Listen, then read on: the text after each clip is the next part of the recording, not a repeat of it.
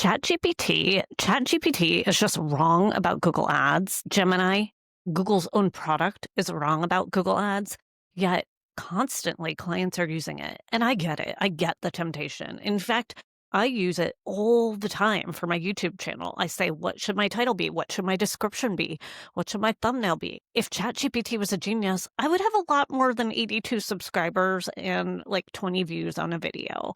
So today, what I am going to do as a Google Ads expert is I'm going to put Gemini to the test. In fact, I'm going to start with Gemini because, again, it's Google. They should know their own product. And then we're going to go ahead and dissect it for you, the business owner, so that you know the risks, so that you're not making the same mistakes that I'm seeing time and time in my coaching calls. And also, just for record and a little disclaimer, my phone is charging, so I don't have that. And so if I look over to my screen, it's because I'm typing in a prompt and then digesting it for you. I will try to do screenshots. If you're listening to this in podcast, then you may want to pop over to the video version, but I'm going to try to explain it so that you don't have to be watching. But I'm not the best content creator at this point in time, and I don't have an editor, so bear with me. So I'm just thinking, what type of business should we be?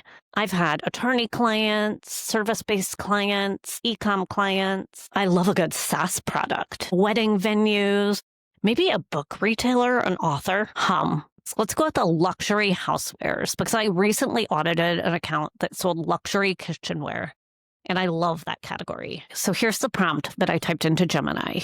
I said, can you act as a paid search manager and create a campaign for a luxury pots and pans e-com store?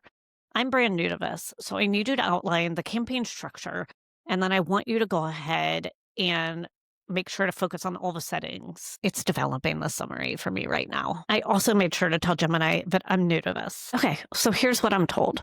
Because I'm a luxury product, my Google Ads strategy needs to be fundamentally different than other types of products. I guess I agree so far. That's a pretty broad statement. And Gemini has told me that it has developed a, quote, high-end starter setup. I cannot wait to see what this is. Okay, this is good. This is juicy. It's bad right off the get-go. So phase one, the account strategy. Google Gemini has recommended search campaigns. And for the search campaigns, it's recommended, quote unquote, high intent ad groups. So what they mean by that is non-brand. It's things like copper cookware, luxury pan set, etc. So I would absolutely not start with that. Sarah, why would you not start with that? I want to build my business and get more people that aren't aware of my brand, because that is a super, super expensive way to start. I do not start my e-com in non-brand right now. That is not how I do it. This is good. It recommends a standard shopping campaign. Again, I would never recommend starting with a standard shopping campaign.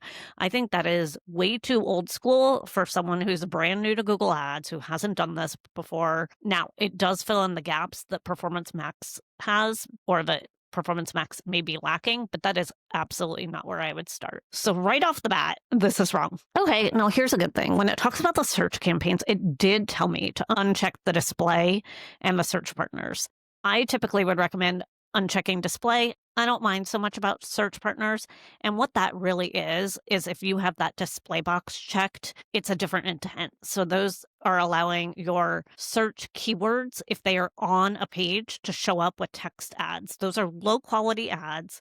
That is just wasting impressions, that if you got that click, it was a wasted click. I never recommend opting into the display network with your search campaigns. So that was great advice.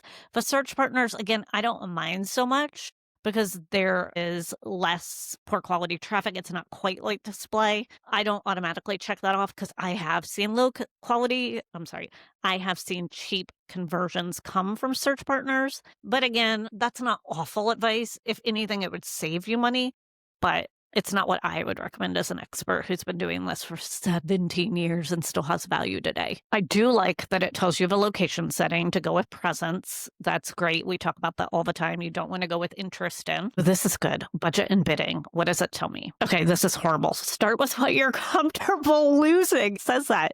Start with $50 to $100 a day. No, that is not gonna get you anywhere in something like a commodity luxury pan. My god, my god. I mean, I guess that you would lose the money, but that you are gonna be going at a slower than molasses pace if you do that. So, yeah, you'll lose the money, that's correct, but that the budget recommendation, I mean, for a luxury cookware company, I mean, minimum, I would say, like, 10,000 a month, and that would be a minimum. Did I say minimum 100 times? Bidding strategy. Since you have no data yet, I would recommend maximize clicks. Okay, you know what? Honestly, I have done that, and that's a fast way, but on this, like, $50 to $100 budget that it's recommending a day, I mean, you would have to go manual at that point, like, it's just not gonna work. Again, I agree with pieces and parts of this. I'm happy to see certain things, but yikes.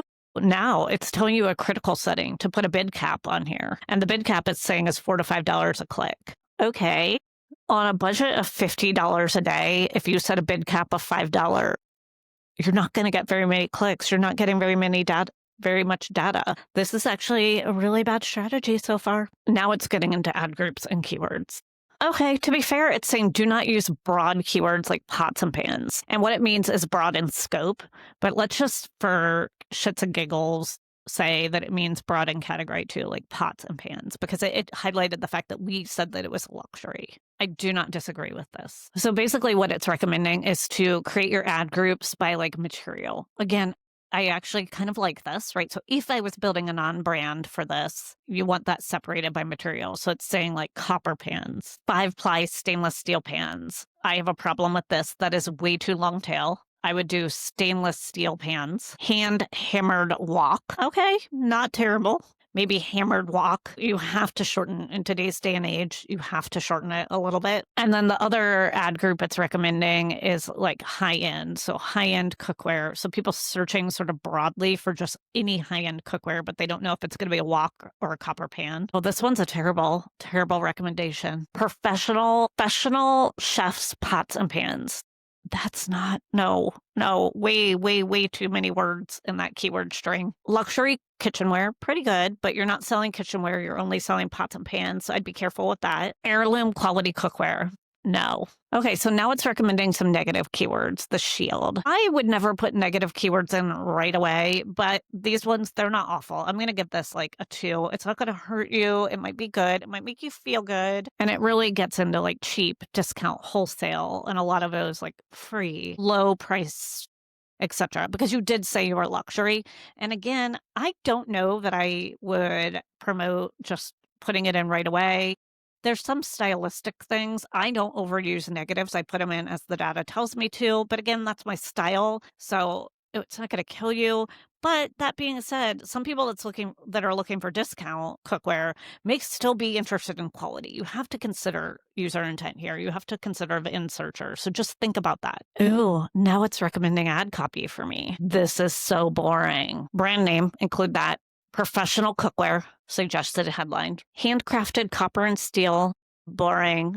The last pan you'll ever buy. I kind of like that. That's not awful. And then the description. I'm going to have to look over here while I read this, so bear with me. Experience the difference of 5-ply construction. Unequaled heat retention for the perfect searing.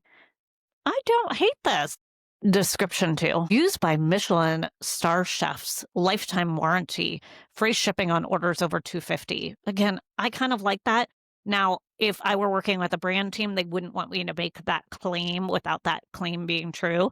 So just a little disclaimer there. But I think the intent behind the Gemini recommendations aren't awful, but you do have to be careful about claims for legality, right? So just think about that. Also, the one thing that I haven't done here, because that would take me taking this and putting it in a spreadsheet, is I haven't even checked to make sure that what Gemini is suggesting is even in the character limit, because I have had that happen in the past where it suggests copy and the copy can't even fit into the character limit. So just be warned there as well. Standard shopping. I'm going to skip over this entire recommendation right here because I would not. I would start out with a performance max campaign, potentially a demand gen campaign. If I were just building this my recommendations, I would do a branded search and a PMAX. That is where I would start. I would not start with non-brand because PMAX is going to lean into that. I also would consider potentially a feed-only PMAX. I would consider, again, a demand gen. If I was starting to scale out, I would do these slowly over time after I had my core campaigns, which are my Performance Max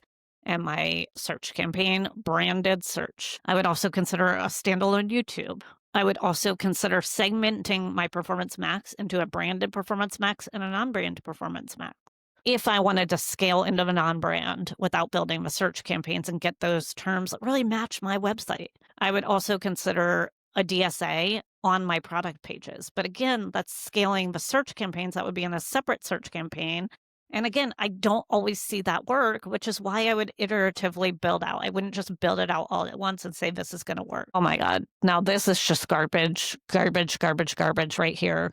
It's now recommending audiences for me. And it's recommending that I add audiences and that I target them and not just observe them.